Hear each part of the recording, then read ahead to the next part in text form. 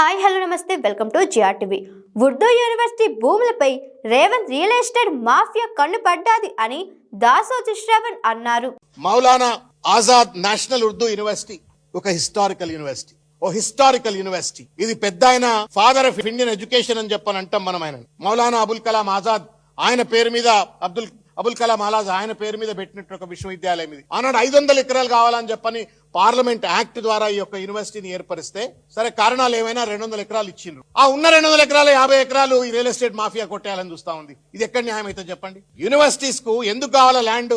అక్కడ research institutions పెంపొందించడం కోసం, ఫ్యాకల్టీ క్వార్టర్స్ కోసం, స్టూడెంట్స్ హాస్టల్స్ కోసం, లంగ్ స్పేస్ ఎక్కువ ఉండాలని చెప్పని, లో డెన్సిటీ విశ్వవిద్యాలయాల్లో ఉండాలని చెప్పని, ఒక ఫ్రీ అకాడమిక్ ఎన్విరాన్మెంట్ ఉండాలని చెప్పని, అంత పెద్ద భూమి ఉండాలని చెప్పని ఒక విజన్ ఉన్న వాళ్ళు, విజ్డమ్ ఉన్నటువంటి వాళ్ళు విశ్వవిద్యాలయాలకు భూములు ఇస్తారు. అట్లనే నిజాం ఇచ్చినా, హెచ్సియుకు భూములు ఇచ్చినా, మిగతా యూనివర్సిటీల్లో పెద్ద పెద్ద విస్తీర్ణం కలిగిన భూములు ఎందుకు ఇస్తారు అంటే భవిష్యత్ తరాల కోసం ఒక క్వాలిటీ అకాడమిక్ ఎన్వైరన్మెంట్ ను క్రియేట్ చేయాలని చెప్పని భూములు ఇస్తారు.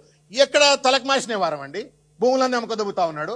ఎక్కడెక్కడో దూరంగా తీసుకుపోయి నువ్వు కావాలంటే ఇంకేదైనా భూములు అమ్ముకుంటే అమ్ముకో. గానీ విశ్వవిద్యాలయాలకు సంబంధించిన భూములు అమ్మడం అంటే దిస్ ఇస్ క్యాలస్నెస్, ఇర్రెస్పాన్సిబిలిటీ, బాధ్యత రాహిత్యం. ఇవాళ మౌలానా అబుల్ కలాం ఆజాద్ యూనివర్సిటీలో దాదాపు 28 డిపార్ట్మెంట్లు ఉన్నాయి. 7,000 మంది విద్యార్థులు అక్కడ చదువుకుంటున్నారు. దాదాపు 3 లక్షల మంది విద్యార్థులు డిస్టెన్స్ ఎడ్యుకేషన్ చదువుతున్నారు. అక్కడ ఫ్యాకల్టీ క్వార్టర్స్ ఉన్నాయి, స్టూడెంట్ హాస్టల్స్ ఉన్నాయి.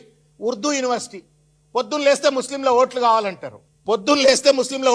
మేము సెక్యులర్, మేమే తరఫ్దారులం అని చెప్పని నాటకాలు ఆడతాడు రేవంత్ రెడ్డి గారు, లేకపోతే ప్రభుత్వ పెద్దలు. మరి అలా మొత్తం సౌత్ ఇండియాలో ఉన్నటువంటి ఏకైక Urdu university is Maulana Azad university. దాన్ని నాశనం చేయాలని ప్రయత్నం చేస్తా ఉన్నాం. ఆ 50 ఎకరాల అన్యూటిలైజ్డ్ ప్లేస్ ఏదైతే రేవంత్ రెడ్డి గారు భావిస్తూ ముద్ర వేసి గద్ద లెక్క తన్నుకపోవాలని ప్రయత్నం చేస్తున్న భూమి ఏదైతే ఉందో ఆ భూమి అక్కడ పెద్ద ఎత్తున మెడికల్ అండ్ నర్సింగ్ కాలేజెస్ కట్టాలని చెప్పని, తర్వాత మను లా కాలేజ్ ఒక నేషనల్ లా కాలేజ్ కట్టాలని చెప్పని, అదేవిధంగా ఉమెన్స్ హాస్టల్స్ కట్టాలని చెప్పని పెద్ద ఎత్తున ప్లాన్ చేసుకొని పెట్టుకున్నారు.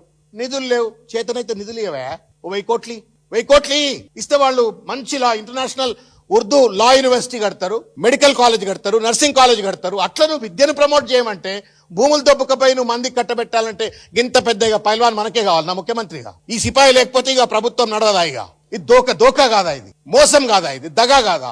విశ్వవిద్యాలయాల మీద ఎడ్యుకేషన్ మంత్రి అయ్యండి భూములు దొబ్బినోడిని నేను జీవితంలో చూడలేదండి. లైక్ చేయండి, షేర్ చేయండి, కమెంట్ చేయండి అండ్ సబ్స్క్రైబ్ చేయండి జిఆర్టీవీ.